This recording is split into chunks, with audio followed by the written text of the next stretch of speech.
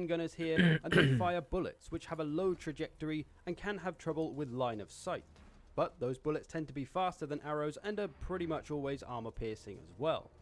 You may have ranged units that are pretty explosive, like these grenade outriders. They'll have a decent firing arc, but it'll be very short range. But hey, it's explosive and that hurts. And then we have the same kind of thing in artillery units. The mortar has a nice high trajectory,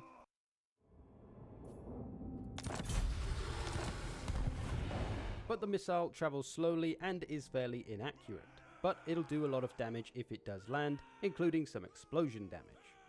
Or you may have something like a cannon that functions similarly to the handgun, has a low firing arc but travels fast and hits hard with armor piercing, and is typically more accurate than those high firing arc units. So how does the damage exactly work on all these different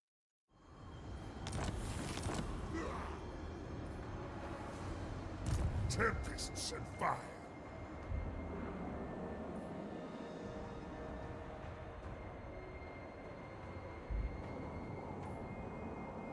它这个应该要有模组，可以让地图再放大一点的。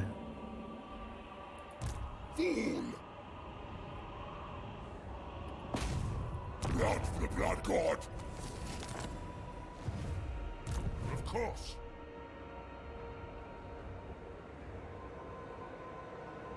So be it!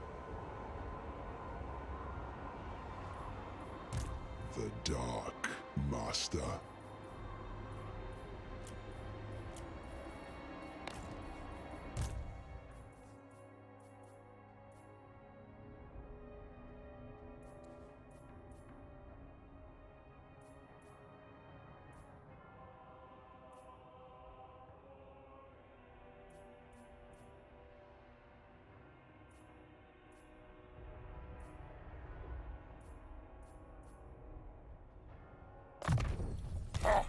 The slaughter begins.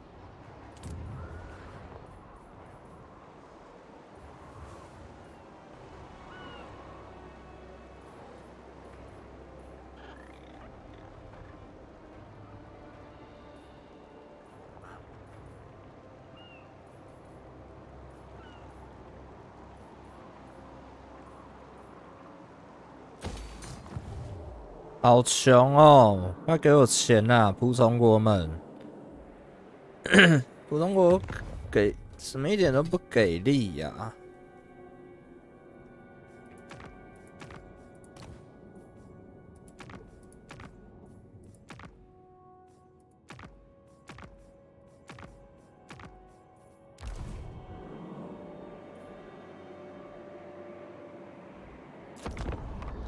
kinds of ranged weapons. So, quite simply, it works the same as melee damage. You can see this if you scroll over the weapon damage on your missile attack, which will have a base damage and an armor piercing damage. In the case of these high elf archers, that is 16 base damage, which, if you don't know, means that's damage that can be blocked by armor. It's a dice roll on how much damage you do. You might do 16 base damage, 9, 5, 2, or even 0 base damage potentially, with a higher chance of blocking more damage if a unit has a lot of armor on.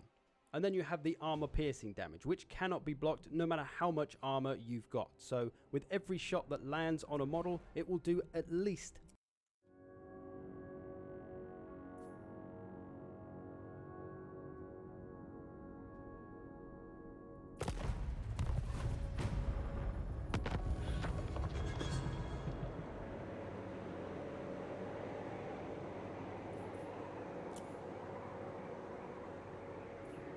Lord of Shadows.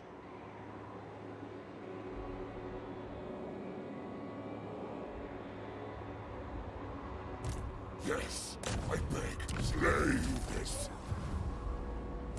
Now, I move when fate decrees.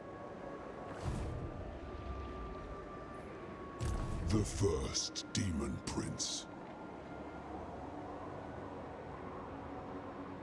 我要去打下面。 Spread the darkness.